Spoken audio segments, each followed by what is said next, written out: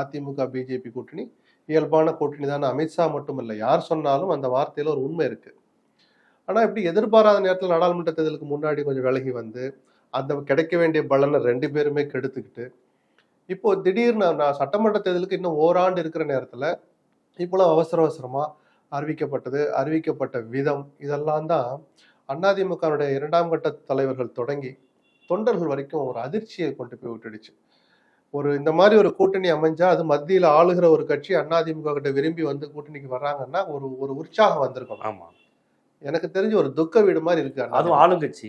ஆமா, ஏன்னா திமுகவை டார்ச்சர் பண்றதுக்கான ஒரு பெரிய ஆயுதம் மத்தியில் ஆளுகிற பிஜேபி. அந்த பிஜேபி அதிமுக அன்னைக்கு வந்து அதிமுகவுக்கு இன்னொரு ஆயுதம் கையில கிடைச்ச மாதிரி. அரசியல் ரீதியா நிச்சயமா அது பெரிய பலம் தான். தேர்தல் களத்துக்குள்ள போறது அப்புறம் இந்த 10 மாத கால அரசியலை பண்றதுக்கு அதிமுகவுக்கு மிகப்பெரிய பலம் மத்தியில் ஆளுகிற பிஜேபி கூட்டணிக்குள்ள வர்றது.